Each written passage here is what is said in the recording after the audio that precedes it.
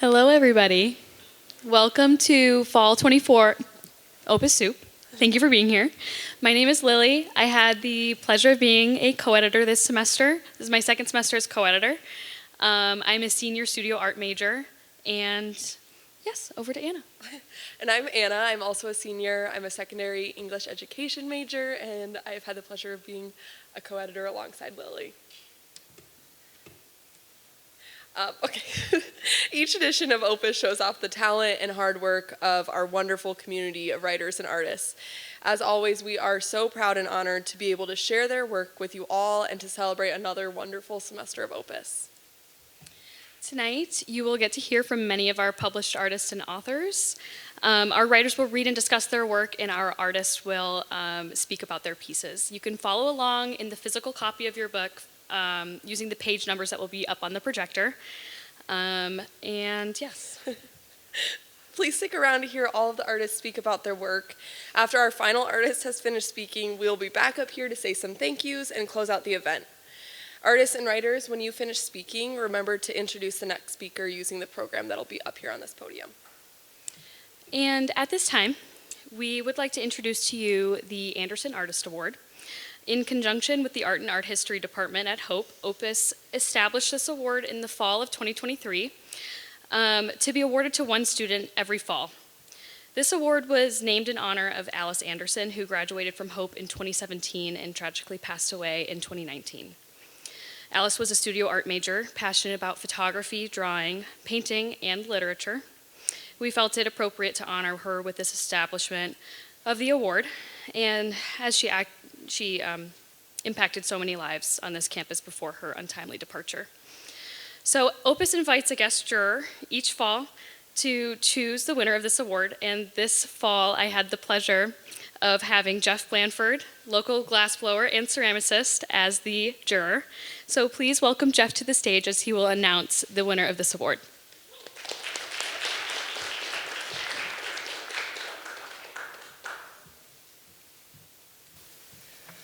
Hi, everybody. Thank you, Anna and Lily.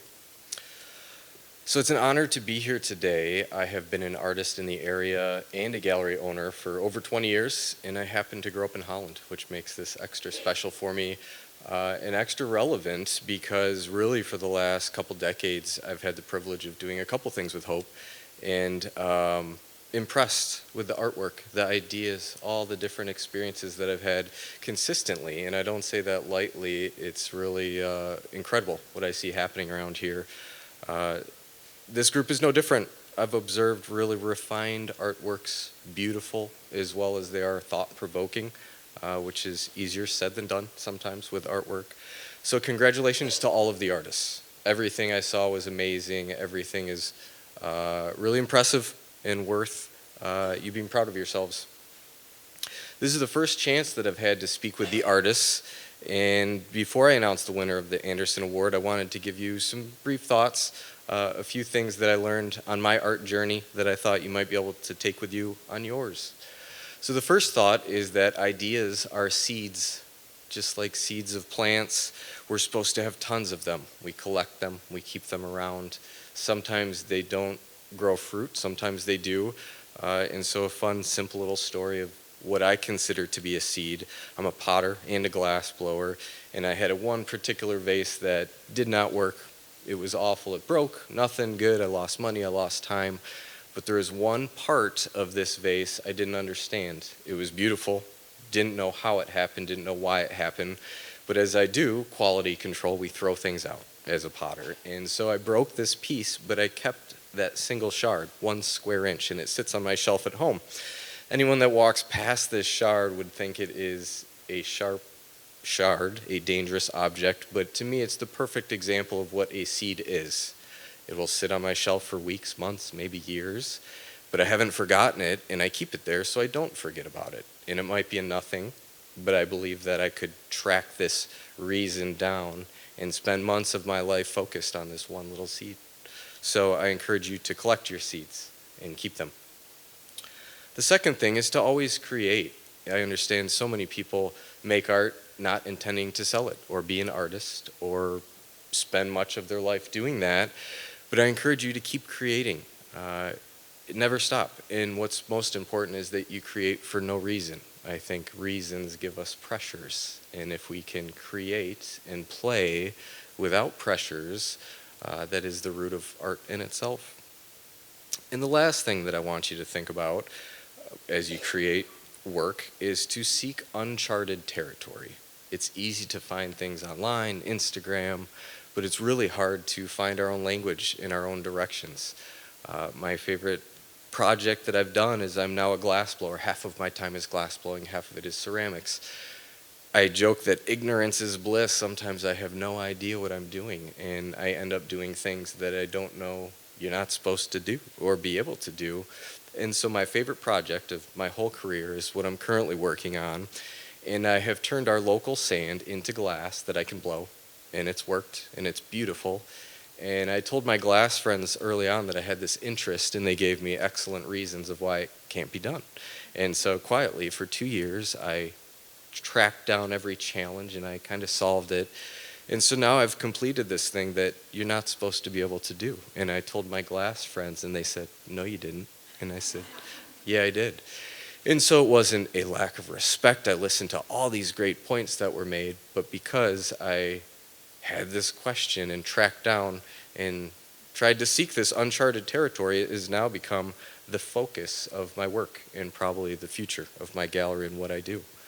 So I encourage you all to surprise yourselves and seek uncharted territory, whatever that may be. When I reviewed the finalists for the Anderson Award, I was looking for an artwork that immediately gave me thoughts of my own.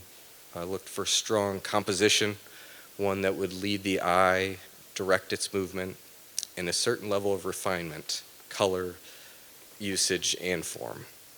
I found all of these things in one particular piece I thought, and I chose as the winner, and that is A Latin Dance by Ray Tao. Congratulations, Ray. And congratulations to everybody that had work in the show. It was really impressive. So, thank you.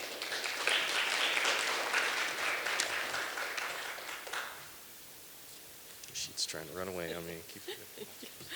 Thank you, Jeff, and congratulations to Ray. And now we would like to welcome to the stage our first speaker, Analia Lacasse.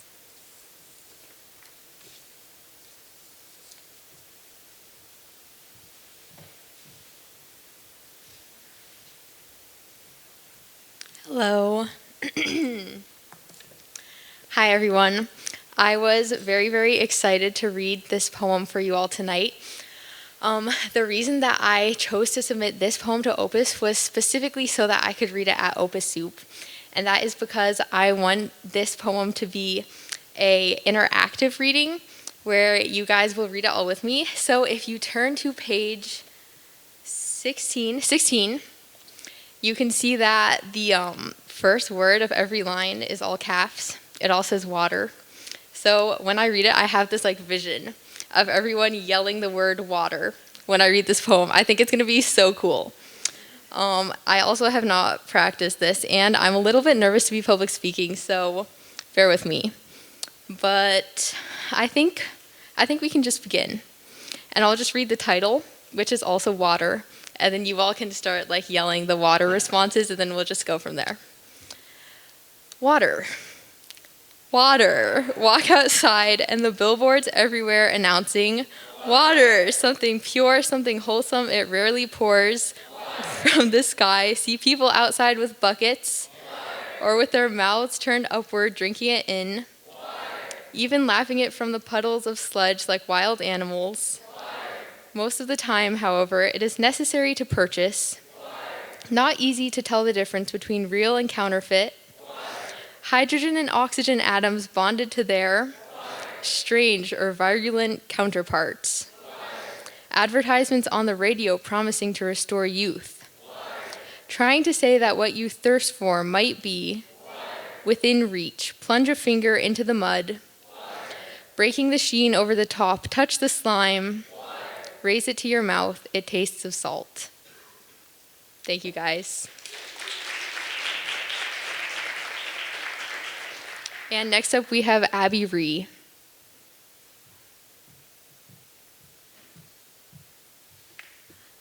Hi. For those of you who don't know who I am the social media manager and the art editor for Opus. I've been doing this since I was a freshman. I'm a junior this year, and it's always so nice to see so many of you guys show up for us. So thank you for being here. So the piece that I'm sharing with you right now, it's on page 9. It's the first page in the book besides the table of contents. And so a little bit of background about Secret Shores is I have this thing about Saugatuck. I don't know if any of you have been there. It's maybe 30 minutes south of this. It's right on the water, and it's a beautiful little town. I have great memories there and some not so great memories there as well. If you've been to some of these events, you've probably heard me talk about this before too.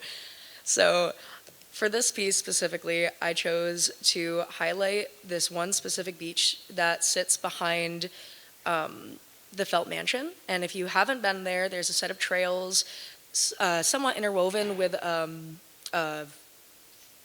frisbee golf. I don't know what that's called, disc golf. But there's a disc golf trail there, and if you follow it farther, it'll take you through the woods to the beach. And it's a really quiet little spot. There's people there infrequently, and it's one of my favorite places to go because it's very quiet and it feels more like home than almost anywhere else I've ever been. And I chose to follow this sequence because it leads you from the church to the beach to the water. And the reasoning behind that was simply just because I felt a connection to it, and I feel pulled in my religious journey to freedom, and I represent water with freedom a lot, so that's where that comes from. And then my second piece that I have in this book, it's on page 19. It is a poem that I wrote over the summer, actually. So for those of you who know me, you know that this year has been riddled with loss, and it's been hard to understand what that means. But I think for myself, a way to cope with that I found was to kind of question what comes after. I know people sometimes struggle with the idea that maybe there isn't something next, but for me, I hear the phrase, oh, when you die, you'll see the light, and I don't necessarily find that comforting, and so this poem is a little bit about that. So, when I die, I don't want to see the light. I want to see my grandmother bringing me a chocolate milk sippy cup, and I want to smell the cigarette smoke that lingers in the fabric of her couch. I wonder if death will be as gentle as waking up next to the love of my life for the very first time, soaked in golden honey sunlight. I wonder if it will sting like the last goodbye from my father as he stepped out of my life when it got too hard to balance his own. I dream that dying will feel like a hug from my mom, the kind that tickles my nose with her unruly curls. I dream that I'll see my dog asleep at the foot of my bed in the early gray of a just before dawn morning. I hope I feel the way I did when my grandpa would scoop me up out of his car seat while I pretend to sleep, that his once ailing body will feel as strong as it did when I was small. When I die, I hope I've lived enough that there's more to see than just the light. Thank you. And then next up, we have Renee Marding.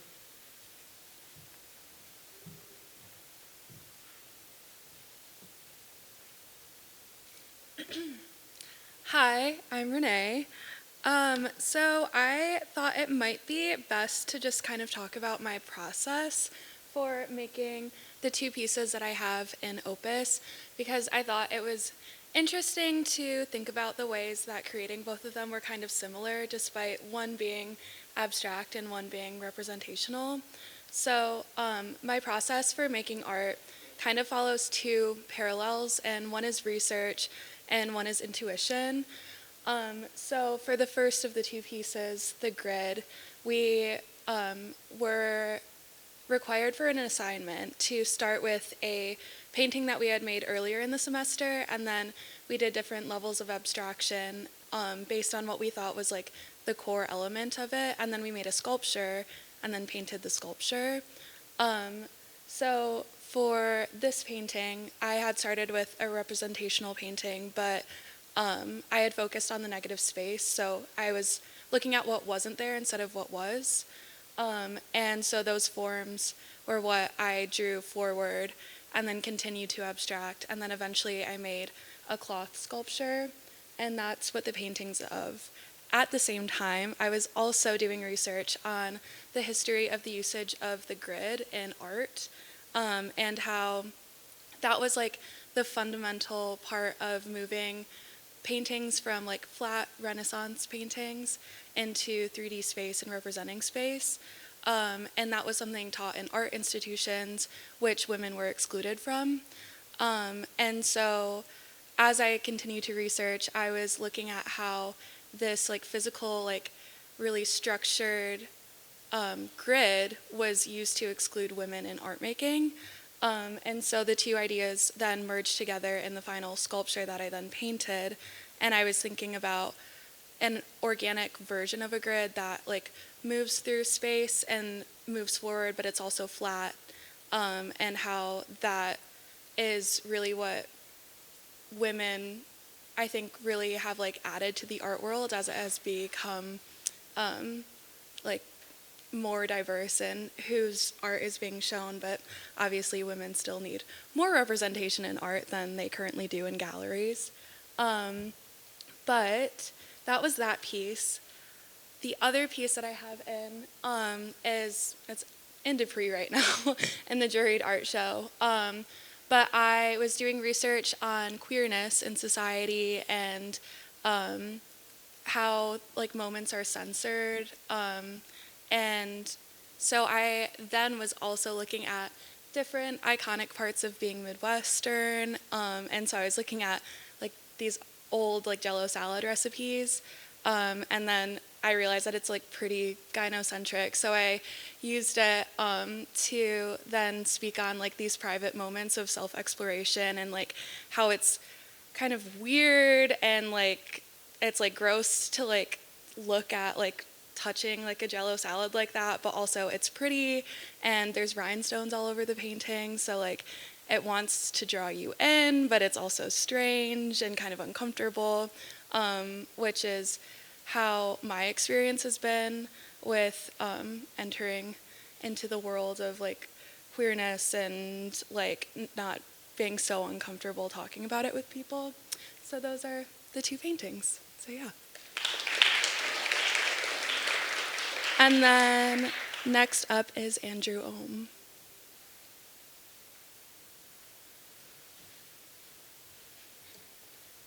Thanks. I am a special education major, and I'm finishing my crawl out of college. This is my last semester. So two things with that, student teaching in special education. One, I'm honored to be here as I kind of finish out this last like 2 weeks. And two, my life has become a lot more elemental recently. So the poems that I'm going to share tonight are 3 are in the collection, and then I'm sharing 2.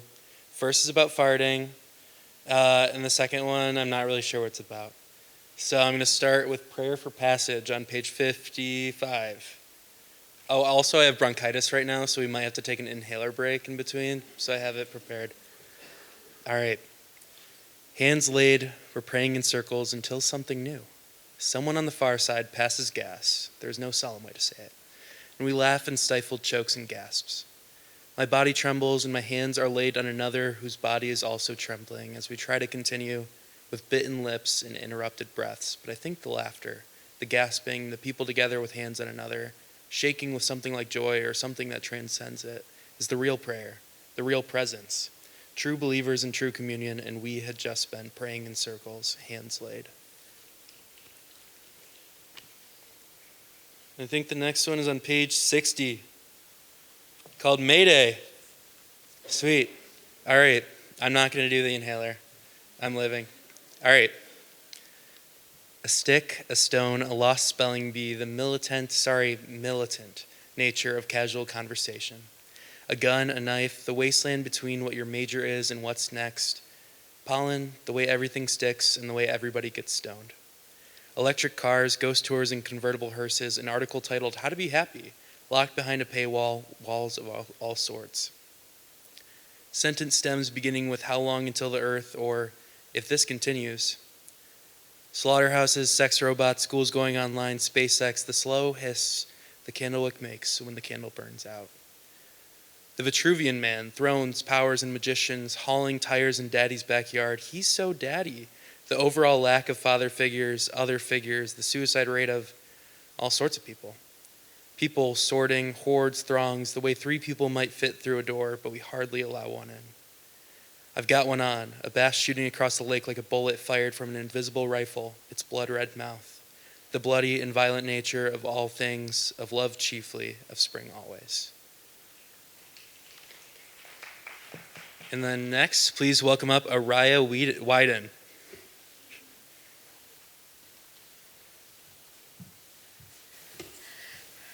Hi, everyone. The poem I'm going to read today is written about my experience as a cancer survivor. So when I reflect on that time, I'm struck by the profound contradictions that I encountered, moments of care and calm, amongst the fear and pain that I felt.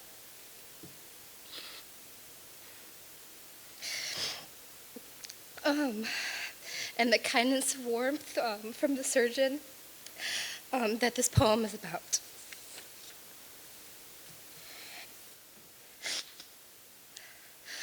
I remember when you first walked into my room in navy blue scrubs with a bright yellow U of M logo on them and a scrub cap with the opposing team's logo, boldly displayed up front. The first irony of this whole endeavor. You were calm and supportive, you were kind and loving, you were gentle and peaceful, odd considering that you were about to take a scalpel to my neck. The second irony of this whole endeavor. I don't remember much after that, just flashes of fragmented memories, a bald anesthesiologist, one of those red, white, and blue popsicles in a can of Sprite, and a pink zebra stuffed animal that neighed when you squeezed it. I was groggy and in pain. I was scared and in pain. I was healthy but in pain. A life-saving procedure with lifelong consequences. The third irony of this whole endeavor. I remember when you came to check on me in those navy blue scrubs with bright yellow U of M logo and a crisp white coat that said C.S. Moss Children's Hospital. Weird, since I no longer saw the world through a child's eyes. The fourth and final irony of this whole endeavor.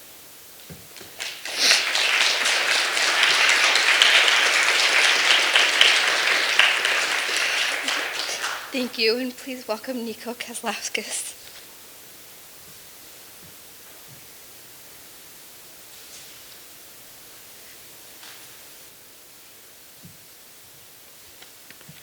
Hello, my name is Nico Kozlowskis. I am a sophomore and I am an art education major.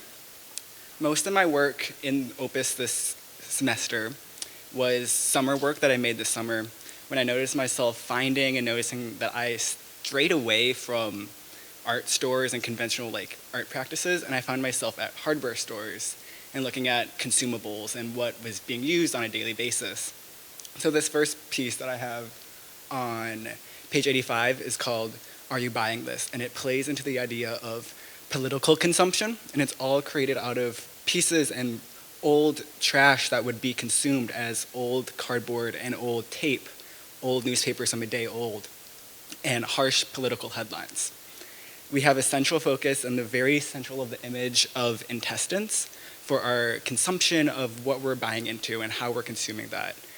I overlaid a bunch of different political headlines that often conflicted with one another to create the idea of contrast and how difficult it is to read and fully break down politics in modern day age. It's what we buy into mentally. So you have words which are often very powerful in art, and how it's an internal conflict in your own mind as you're trying to dissect multiple images and read into different conflicting images and thoughts, and how you can compose a single coherent thought beyond all of these conflicting ones. My next piece, Untitled Self-Portrait, is also playing on consumerism, with the central image being intestines, which was made out of tubing. This, unlike my first one, which was all mental consumption and politics, this is all physical consumerism and what we physically buy. All the wood is made from an old shelf that it's all plastered onto. And plastered on it was old receipts, old bank statements. Most of the sensitive information was blurred out, but there was all of my banking statements on there, receipts, text messages about spending money from my parents. All of these financial choices plastered onto old shelving and old consumable pieces that I had to purchase, that I found from dumpster diving. And the central tubing is coiled like a snake, and that imagery of intestines again, of a pipeline of how fast we are to spend and how fast we are to consume and how fast we are to waste, as well as intestines are the digestive system which turn food and energy into physical human waste, and how fast we are to buy into one thing and move on into another. My thought process for creating these two pieces was that consumerism theme, and how consumerism is a very broad statement, and it's almost an identity of what we consume, which is why this is a self-portrait, as it is what I have consumed, and how you can look at oneself through what they put themselves into and what they buy. I'd like to introduce the next reader, Olivia Smith, reading Fireflies in July.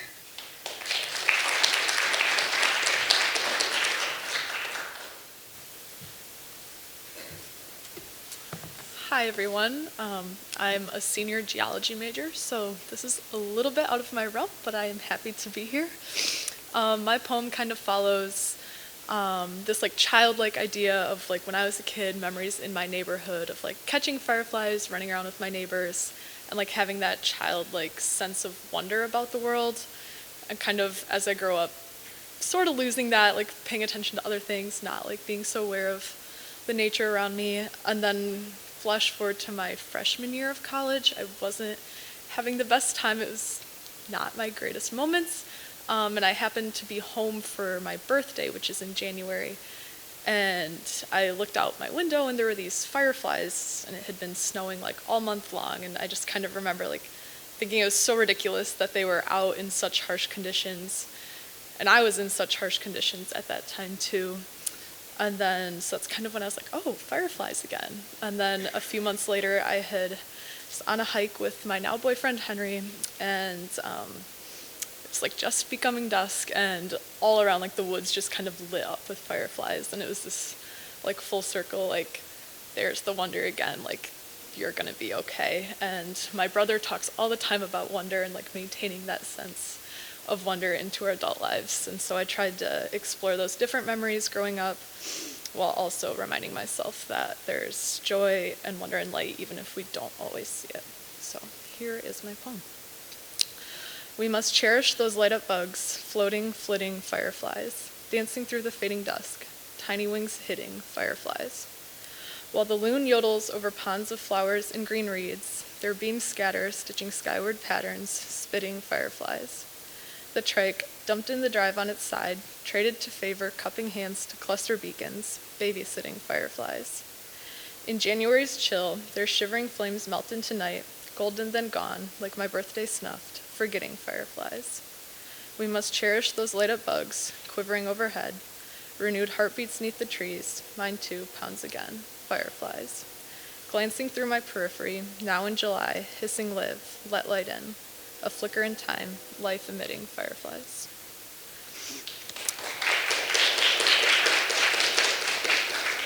And I'd like to bring up Lucy Williams.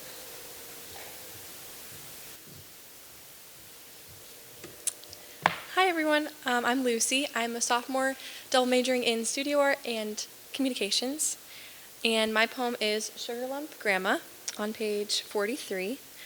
The title, Sugar Lump Grandma, comes from my mom's mom. I always called her Sugar Lump Grandma when I was little. I would go to her house after school a couple days a week, and she's the one who taught me how to paint, how to draw. And honestly, I don't really remember where Sugar Lump Grandma came from. I think it was just because she was always so sweet, and my family kind of coined her as that. But every time that I create art, when I'm given like a very broad open prompt, my mind always comes back to her, because she is who I learned everything from, and she's who I draw inspiration from. And so that translates to writing too, which I found out when I took my first poetry class last semester. So this one is for her. I stand with my feet spread apart, a canvas steadily propped on the easel. I straighten my back, gazing at the subject in front of me. And as my teacher whispers words of advice, my body feels thrown 10 years back. to the place where I first held a brush and dipped it into paint, the place that held my moments full of joy and that cradled me when I dissolved into tears, the place where I was first given the idea of using colors, shapes, and lines to describe my thoughts. To put paint on paper was ultimate freedom, the closest I could be to flying, soaring like the birds that would perch outside of her small studio, posing for us to render them on paper. I'm 9 years old, and it is a quiet summer evening, the kind where humanity feels muted by nature's glow, and people seem to grow quiet. The earth awakens from an afternoon nap and sings its ode to the sun. And naturally, because it's one of those quiet summer evenings, I sit beside my best friend. My friend who has truly lived, seen a countless number of these summer evenings, and sat with me for hours, placing pencils and brushes between my fingertips. I think part of it is missing. I'm sorry, guys. Is it? I think there's like. I know there's still part missing. I think. I'm sorry, everyone. Placing pencils and brushes between my fingertips. Has it faded, or does it only gleam brighter with her years as she collects family photos, recipe scraps from magazines, and prayer cards from her friends? I watch her look at the backyard beyond our little studio, and her eyes shine like those who have discovered new worlds. I see warmth within them, her heart aflame, as if it is the first time she has ever seen a sunset. It is the same look I know my eyes hold, 10 years and 2 seasons later, as I stand with my feet apart, a canvas propped on the easel in front of me. And then next up, we have Ray Tello.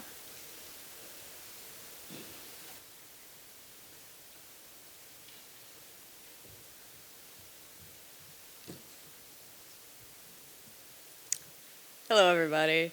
I'm just very honored to have won the Anderson Art Award. And this is the piece that won me that, I guess. Anyway, a bit about me. I'm a history major, studio art minor, and I love to take photos of birds. There's 2 other photos I have in this edition, one of which is on the cover. So that's my work right there. And I also have another photo of a bird, vulture, in Opus. But I'm going to talk about this one here. Mainly because, not to be like, this is like, I was lucky to get this shot, but I was kind of lucky to get this shot. Because my camera has a horrible, horrible shutter speed. It's god-awful. So when I was at the Brookfield Zoo, which is in Illinois, and I saw these macaws grooming each other, I was like, that's an opportunity. And I pulled out my camera, and I sat there, posted up on the railing, and like just probably like hundreds of photos I took that day, and this is probably one of the only usable ones. But I think that goes to show how much the process means to me when I make art. It's more about that than it is, the finished result, even though the finished result's quite nice. But it's just like, the creative process in general, like, is just so ingrained in me. I feel like I identify it with it more than like anything else. So for my second work, which is my self-portrait, there it is. I did this for my final in my drawing class, and I tend to use creativity as one of my defining characteristics. If someone asks me what my identity is, I'm going to say I'm an artist, probably first and foremost. So for my self-portrait, I wanted to incorporate that besides just, the image of myself. So there's pieces of sketches I've drawn, there's pieces of creative writing stuff I was working on at the time, all kind of collaged together in this fun, explosive, kind of colorful portrait. I've been really getting into collage lately, too, so that's probably also what inspired it. I think it's easiest for me to identify as an artist or writer, which is the part I feel like most secure in. But lately I've been kind of grappling with other parts of my identity, mainly Hispanic, Christian, queer, and even just being a part of my family as a brother or son, and what it means to be that.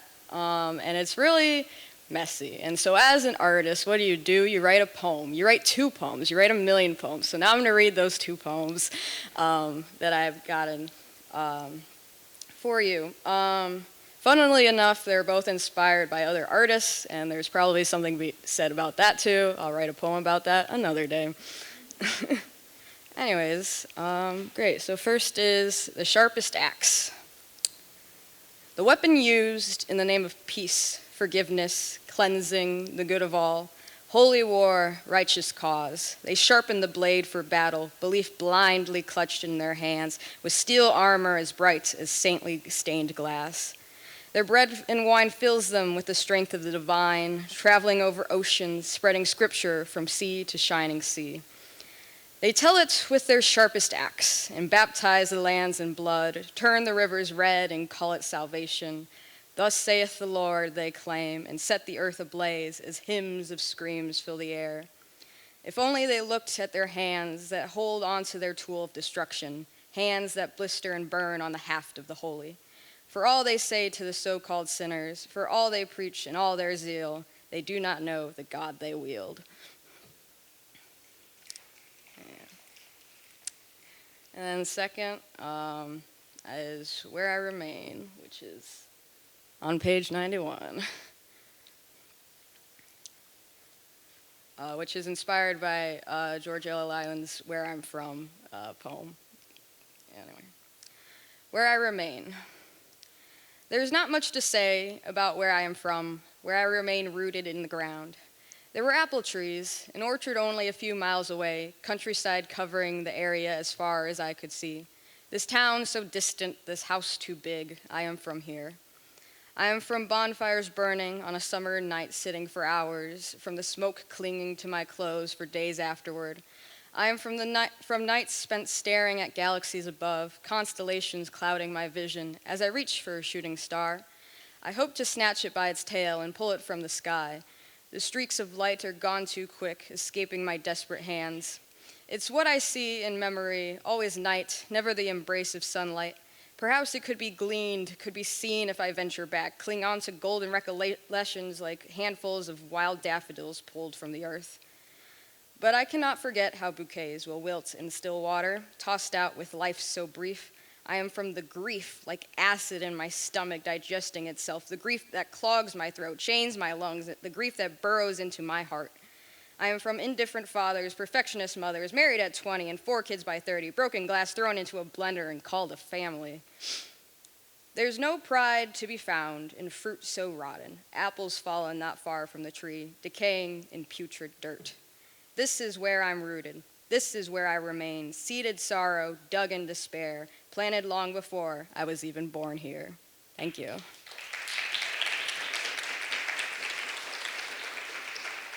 And next up, we have Elsa Kim. Hello. I am Elsa Kim, and I am one of the poetry editors for Opus. Today, I will be reading you 2 poems, and I don't really have anything to say about the first one, so I'm just going to read it. Paper cut. Splice another vein, smear another molecule. What's the second beat of blood anyway? You've already conceded so many little heartbeats. Do I even recognize myself anymore? Write another one of your strangled, lovelorn poems. Yes, yes, there. Look at how thirsty your metaphors have become, licking up that curl of hair behind her ear, your tongue splitting her patchwork name. I'm so scared to be alone. Slip your fingertips like halters through the guilt-soaked poems you've written. Here now, why are your fingers covered in cuts? Crimson latticing the network of your palms. I deserve this. Since when have you been this emotional? A carousel that won't stop spinning. Come on, you aren't that hard to read. Imposter syndrome is described as doubt among high-achieving individuals. You see, you can't even plead this as your excuse. So, remind me again, when was the last time you felt comfortable in a crowd? Surely you know that they can taste your corner table past. Jesus cried blood, you bleed tears. Your friends tell you that you'd be the first to die in a horror movie, too busy fighting off the attacker, giving us more time to run. Does that make you the hero or the discard? Can I even tell the difference anymore? All the best leaders give up peelings of themselves, but you've never been a very good sacrifice. And then my second poem is called How to Tell Someone That They Can Be Both Angry and Good. And it's kind of about how love can be violent or feel violent sometimes, which is something that a lot of my writer friends joke that I write about a lot. So, yes. How to tell someone that they can be both angry and good. I can barely handle myself around gentle people these days, flinging compliments like apologies, always brandishing all of my selfish and gory colors. Lesson 1. Place your sticky palm flat against my collarbone. This shows that you mean well, even if you don't. Sometimes I flash my teeth at strangers so that they know I bite only when uncomfortable in my own frail skin. Lesson 2. Press your forehead to mine because I imagine your breath tastes like blue pea flower dust. You are either unprovoked or undaunted by the nervous way I seethe, with the rosy dew blooming at the corners of my uncut lips. Lesson 3. Say that you need me as much as I need you. This helps me realize that I don't have to open you up to be gentle.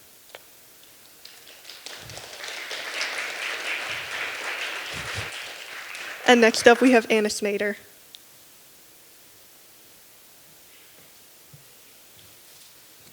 Hi, my name is Anna Snyder. I'm a junior studying English literature, and I have 3 things. I have 1 painting and 2 poems. My first is a okay. My painting is here. It's back there. If it's not up there, it is a painting of me cutting my bangs. And I'm a very type A person, and the first time I cut my bangs, I was told to use Scotch tape, just like put it on my bangs and like cut it off.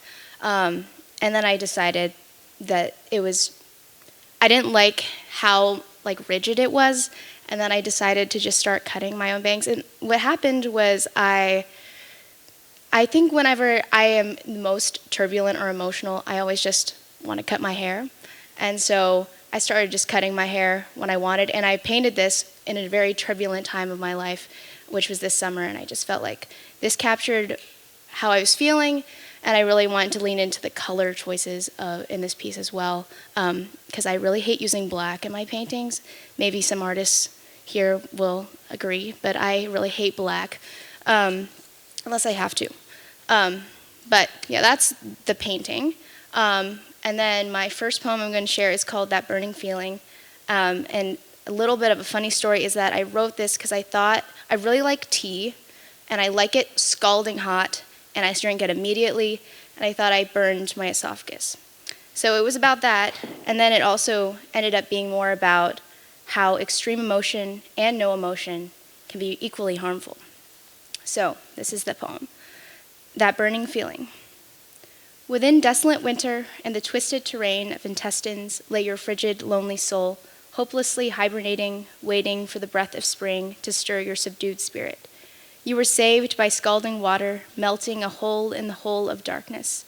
The flames licked the internal passage of your body into a canal of feeling, and you were waiting within its warmth.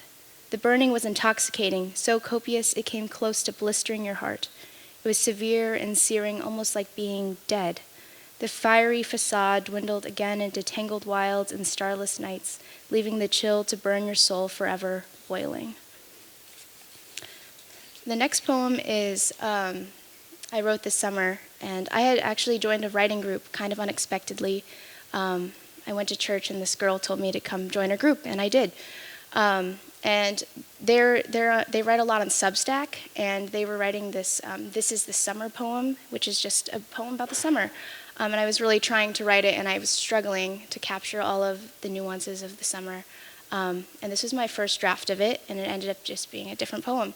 And it's about the things that we think are good for us, but are actually, and that we consider balanced, but are actually just pretty detrimental and harmful. So this is the poem, Off Balance. I run on the uneven sand to the Pacific, where the sea breeze whips my hair. I smile, not stopping to realize I will see it from the other side. It doesn't matter. I'm already losing myself. I stand in trains packed like sardine cans and empty ones that wait. I stand waving goodbye through the window as it pulls away. I love the colorful aisles of onigiri, ice cream, and candy from Family Mart. I want everything, but I turn over the crinkly packaging, read the labels I can't read, do thorough mental math, and decide I shouldn't waste my money. I'm running for my second train on my last day. It leaves. I am too late. I forget utensils, even chopsticks, so I eat tucked away in my room with the foil lid packaging on my fruit yogurt. When I order drinks with whole milk, I am distracted by smiles and cheery conversation. I'm not right in the mind until later, until I am sick. I want to vomit, but sickness like that doesn't come up. I chop off my hair and ditch my red polos, but I cry that it's too short, that everything about me comes up short. In the sea breeze, I taste sweet figs, summer peaches, artisan sourdough, and chips and salsa. I'm disappointed that I have failed some kind of test. My leg seizes and I cry about suffering. I think about dying and trains. Mom dries her zinnia heads, chops them off, plucks the petals, and labels them for next summer. The world is blue, like the sea. As I approach the wall, I suck in the air, holding my breath. When I flip, everything spins. I try not to inhale the water. I push off and twist and swim on. Thank you.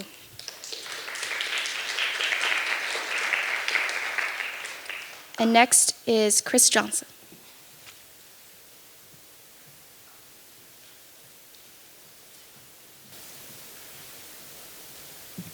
Hi, I'm Chris. I'm a freshman psychology and studio art double major. So I have 2 poems to read today. They both come from loving a person and are translated through my loves of dancing and of the water. So, here we are. When we dance. Oh no. I put my hands on your hips, ran my thumbs over the soft roll of skin there. You kept stepping on my feet, and we kept laughing. You're so short. Shush. I think it's starting again. And the worst part is, you're the best dance partner I've found. Every time, I know I'll be twirled straight back to square one. But then they play the song, and I grab your hand and run. And I let myself forget, for a minute, with the lights low and your laugh catching in my throat, why I ever told myself to hold back. I said it too, because I think you meant it.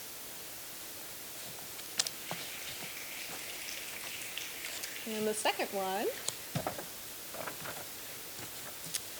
is Love is Water and Vice Versa. 1. If I could measure the words that spill out of my mouth, reckless like a flooded stream, how many of the waves would have your name written on them? And how long would the stretch of riverbed be, hidden deep beneath the foaming current, that is the feeling of my hands on your hips engraved upon it? 2. You are easy to love in the same way a storm is, which is to say, you could send a knockout wave, and I'd still be there, standing in the rain, a fond smile upon my face. 3. Now I draw my lines in the sand, waiting for you to be the tide coming in. Thank you. And please welcome Owen Harries to the stage.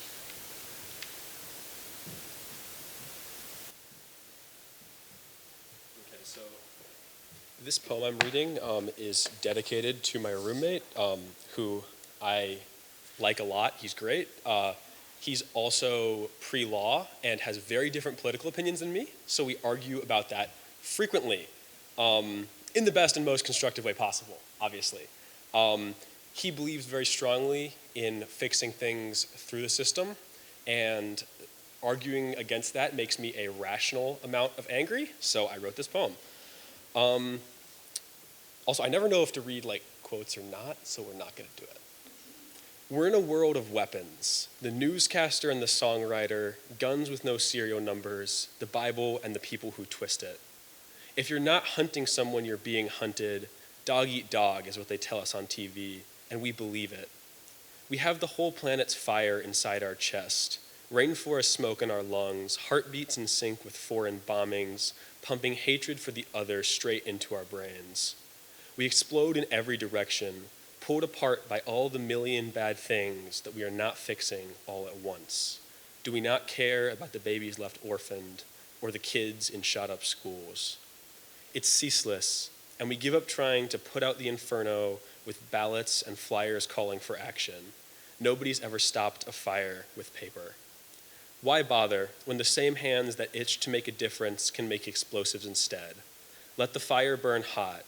Let it burn all. Incinerate 10 million today to save 10 billion tomorrow. A generation of burning fuses finally brought to peace by bringing it all to pieces.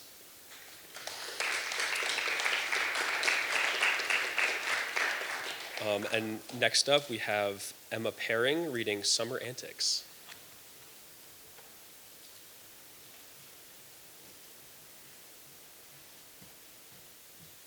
Hello. Sorry, I have a cold, but my name is Emma Paring. Mine is on page 47. I am an elementary and special education major, so I spent a lot of time with kids, and this is dedicated to the bravery and resilience of children that I have worked with, who I see their persistence and the childhood wonder that they have shielding them from the things that are happening in both our world and in their world, and so this is dedicated to them. So, back in 2010, we slept on the same bed and smudged peach gloss onto our lips, fanning ourselves with our Hannah Montana flip-flops, still sandy from the playground. On those endless days, we were entangled with one another, whispering and dreaming in sync. I laid on your sofa and ate packages of Girl Scout cookies I knew your mom kept in the freezer. At home, the fridge is littered with a plethora of neon papers, displaying things I'll later translate to notice and bill and final warning. But I hadn't learned how to speak that language yet. I only knew how to pump my legs high enough on the swing set to convince myself that I was stomping on the trees. And together, you and I practiced our jumps from as high as our bravery allowed us. In your basement, we played Just Dance until your sister stole the remote from us, and I couldn't remember that the night before, I'd fallen asleep to the tune of glass breaking in the kitchen. I kept fireflies in a mason jar on my desk, and my mother forgot how to breathe. But all I could see were the fireworks we stayed up late watching, just you and I and our infinite childhood stretching ahead of us. In front of your bathroom mirror, we wiggled into our matching sunflower sunsuits and rubbed banana-scented sunscreen onto our skin. In just a few minutes, my mother would come bursting through your door and whisper under bated breath that we had to go. Right now, this is urgent, she'll say to me. But right now, the only moment that has ever existed is this one with you, and under the warmth of the forgiving summer sun, we will live here forever. Thank you. And next we have Sadie Zeller.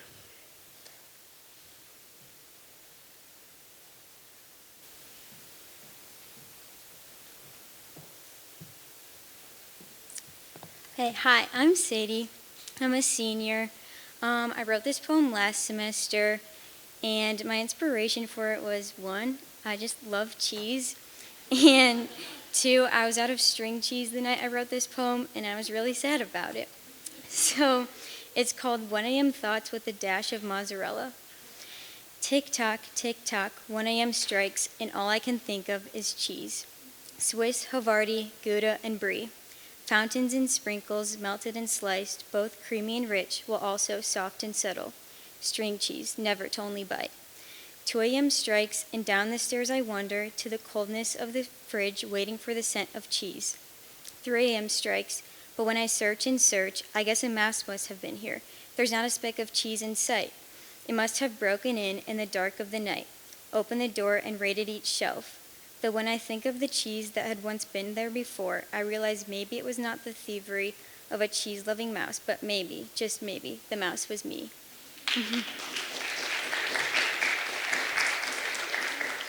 And then next up is Anna Stowe.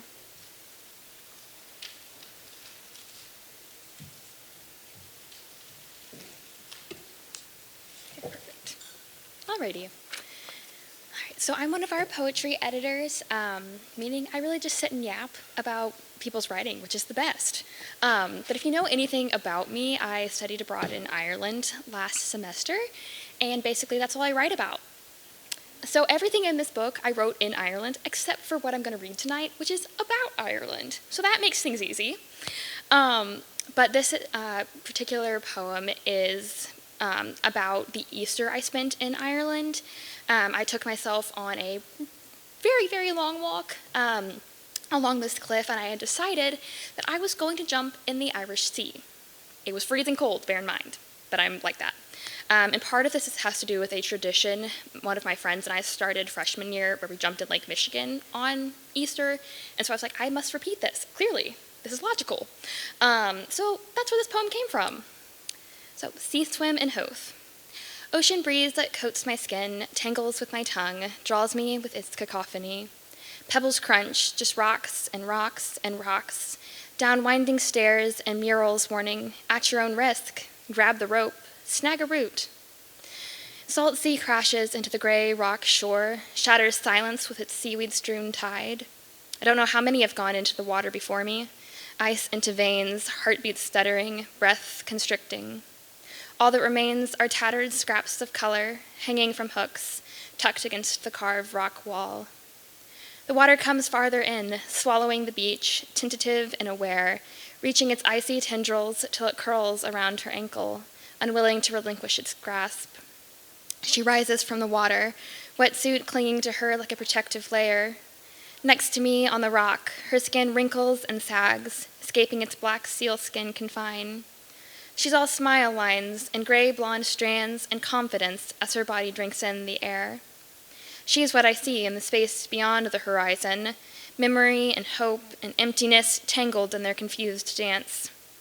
Droplets trail down her breast, and then I can hear the siren's call drawing me to the waves. The current's strong, violent, tangling my hair, distorting my perspective, and it's been too long since oxygen entered my lungs.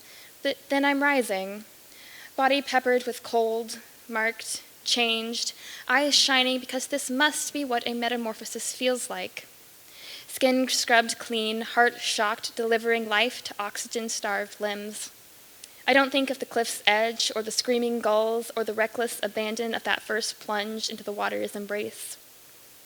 Green and orange and amber, fragmentary shapes, jagged edges worn smooth, softening sand and grit and chaos, and 1,000 other words meaning pain, destruction, redemption, epiphany. Hands scrabbling, searching, desperate, grasping salvation from broken pieces that may never fit together again. After, my body tensed as air met skin met moisture. Adrenaline constricted my throat and disguised the blood that dripped down my leg, the price the water took for my return. The shedding of blood, not the shedding of skin, but a gift all the same. A mother's heart beating for her child, 2 lives contained in one. Just as blood gives life, so too does it rush out. A tide standing legs, a cry of first breath, the whisper of last, remembrance.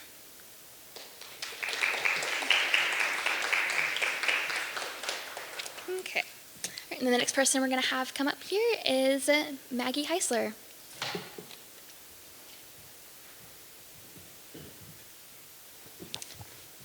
Hi, everyone. My name's Maggie. I'm a math major. This is a dead fish. I was just north of Tunnel Park when I saw this dead fish, and it smelled really gross, really repulsive, disgusting.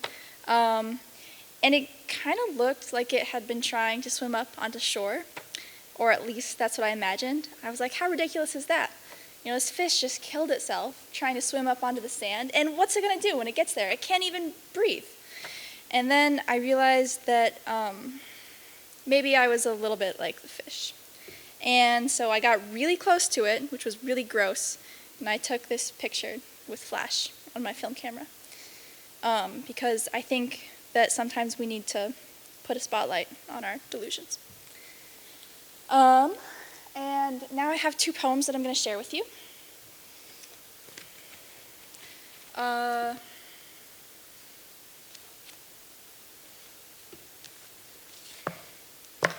This first one is about a lemur. But really, I wrote it because I've always dreamed of writing about teeth and desire the way that Elsa Kim writes about teeth and desire. So I give you a second mandibular molar of a Philippine flying lemur.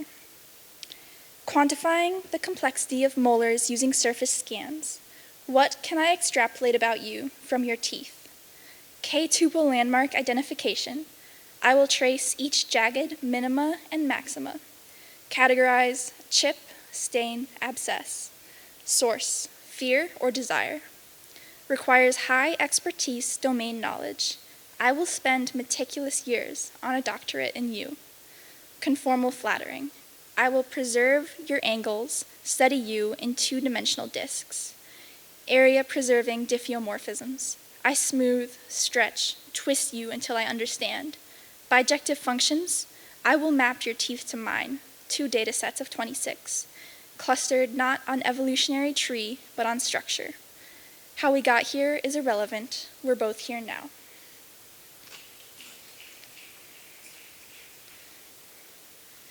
And the second poem is titled, Is Any of This Real? And it's directly inspired by Alison Wintermute's work with gaps and spaces, which you'll hear later.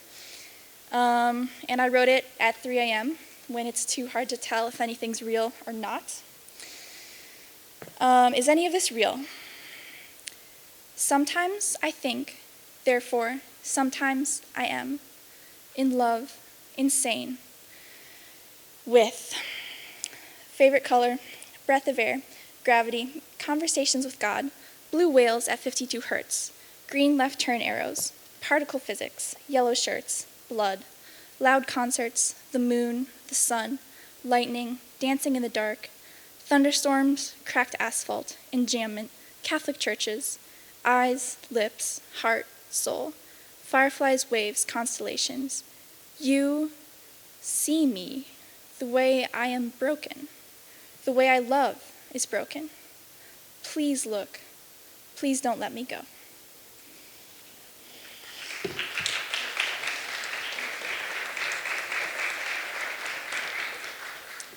And next up, it's my pleasure to introduce, she's a poet, she's a writer, she's also my roommate, the one and only Rebecca Cook.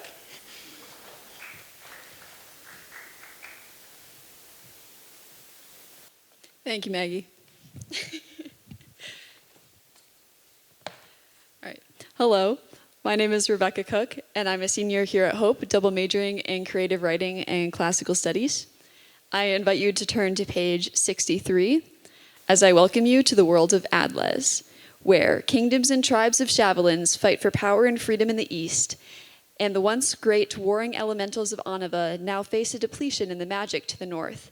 To the west, Mirians attempt to survive in Rim, the land of the dragons, an ancient magic and the perseverance of human connection, the only protection against both the dragons and harsh climates. Today, we zoom in on one such story in Rim, where two such Mirians find a life-changing friendship. Here's the beginning of when he was just the messenger's son.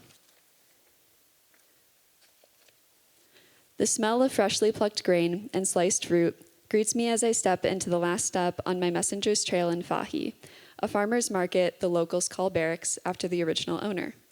I've had a long journey delivering mail to and from Polaris, 9/12 years to be exact, and I can't wait to get back home. Nanpa, my home village, is near the edge of the Whispering Woods, just over 2 days away. I stay there with my mom and older sister Lynette for the winter. Just one last letter, I'm almost there. The woven walls of the shop manage to block the bite of the late fall winds, but do little for the overall temperature. Luckily, my layers of cloth wraps shield me from the cold that even the relatively moderate climates of the protected fields can't avoid. My traveling gear is used to much worse when I pass over the snow-covered lake. The cloth doubles as protection from the harsh sub-zero gusts carrying chunks of ice, but also from dragons, durable enough to withstand a moderate scratch, the thrash of a tail, or even the graze of a tooth. But if a traveler is dumb or unlucky enough to get so near the mouth of a dragon to fully get bit, not even the strongest armor is enough to save that poor soul. Even I had a close call on this trip. You'd be surprised at how the sleek ice dragon's sheer white scales can blur against a blizzard. Looking around the familiar farmer's market for the round shape of the current shop owner, Barley, I'm reminded of the last time I was here 3 years ago. Though I was glued to my dad's side, as I was at every stop on the messenger's trail he was teaching me, I marveled at the rows of produce stands, overflowing with mounds of tan, gray, and green, made up of millions of pebble-sized grains. Next to them were stacks of plump, bumpy magenta fruits alongside veggies stuffed with tufts of what looked like cotton, held together by intricate layers of thick green thorns. My dad taught me these are called bayumpi and zalops, and that they can only grow under the careful safekeeping of the magical fire shield that makes the protected fields protected from the dragons. I'm relieved to see that the stands are now just as abundant as they were during the last visit with my dad. And I'm strangely comforted by the fact that nothing seems to have changed. A sharp grunt sounds from the other side of the shop, and I turn to see Barley with an expression of momentary fright shown through his heavy beard, which quickly gives way to an eruption of laughter. "Lyle, my boy, you scared me half to death," he wheezes.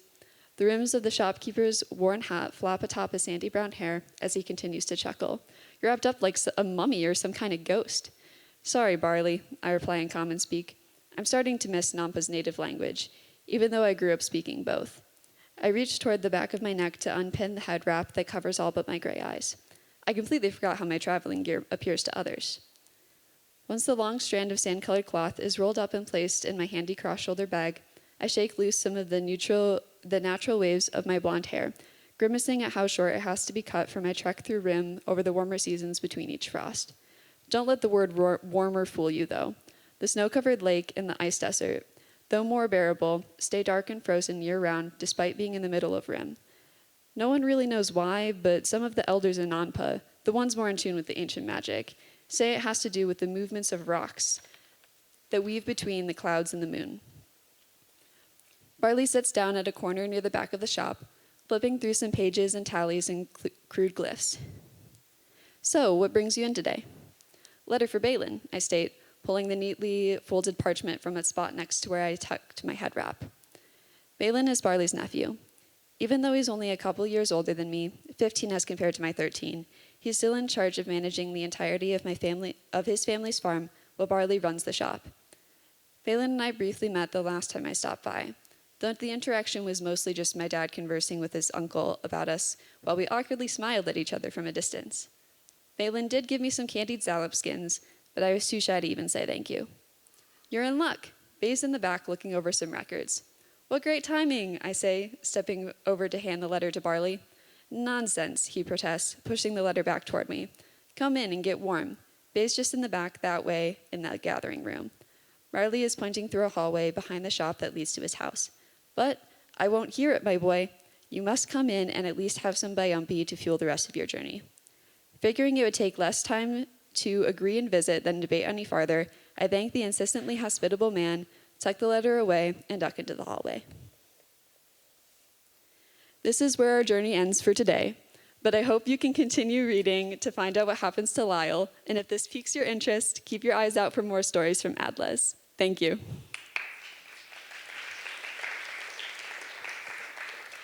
And up next, we have the amazing Meg Bootberg.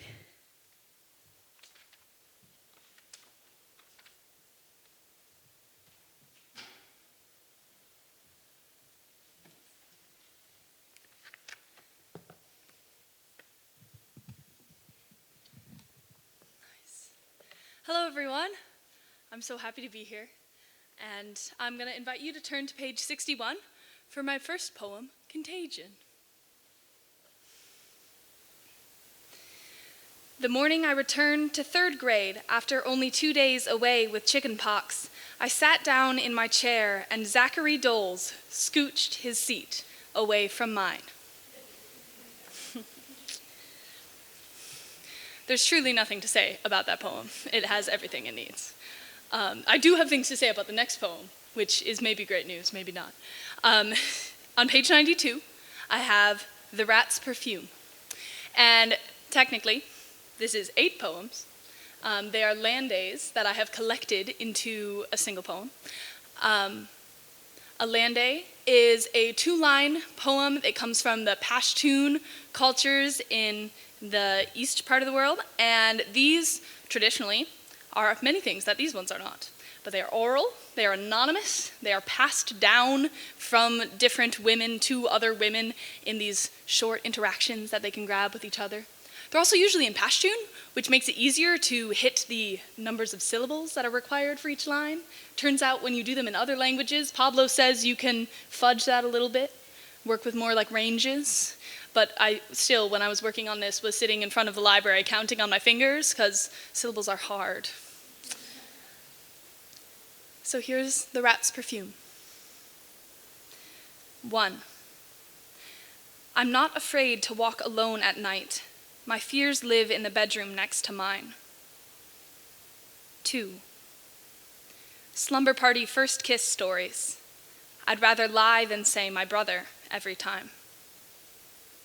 3. My mom asked me what my nightmare was about. I said, same as always. I meant, it's your son. 4. I waited till morning to tell my parents. Too late. They couldn't find the monster he had been. 5. Thanks for the therapist, Mom and Dad. She agrees with me. I shouldn't have had to save myself. 6. I want to split my knuckles on your cheekbones, my innocence, 1,000 nights unbroken sleep.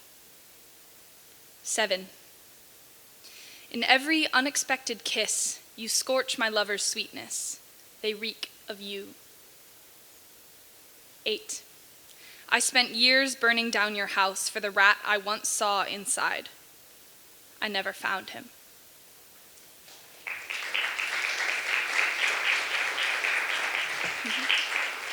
Thank you. Well, last but certainly not least, we have the glorious Allison Wintermute. So welcome her.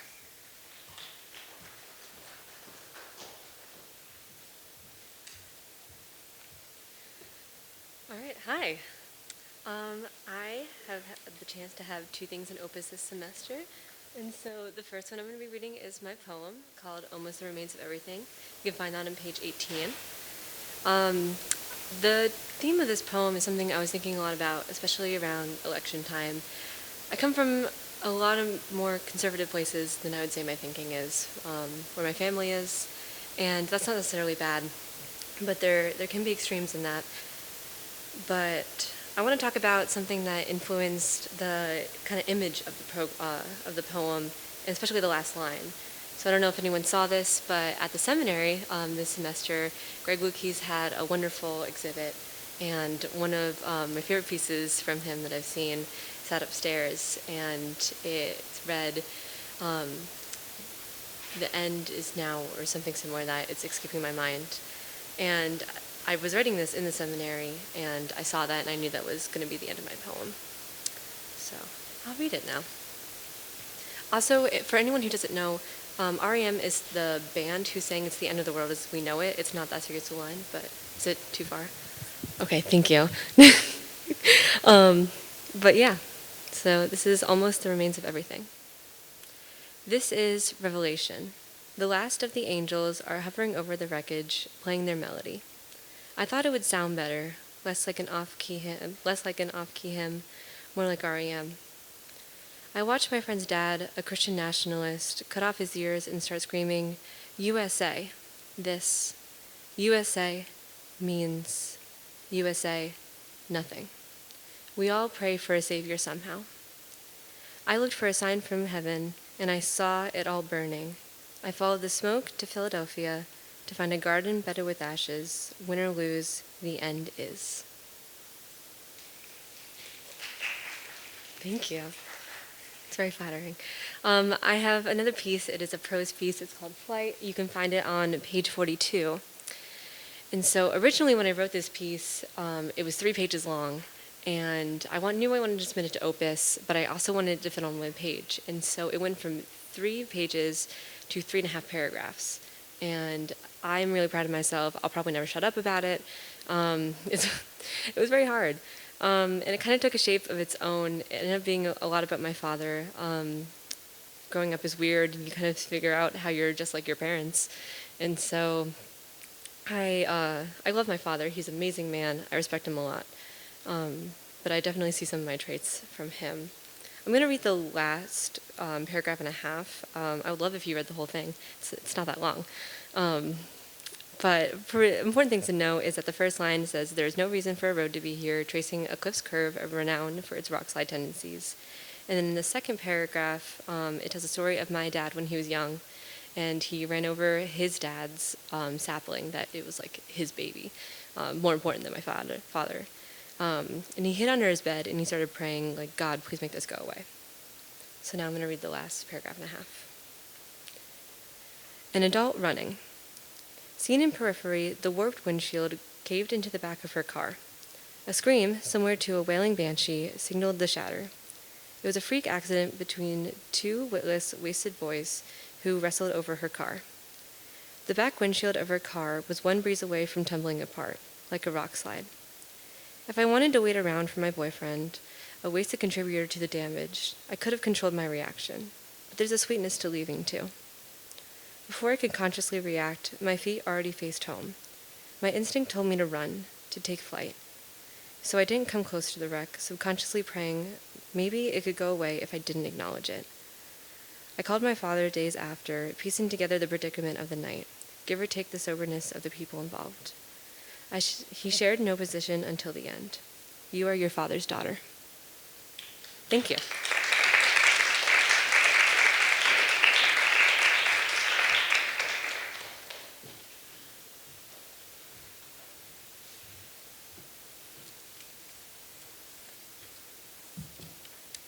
Thank you to everyone that spoke tonight. I think I speak for all of us on the Opus staff when I say it was an honor to celebrate you and your amazing work tonight.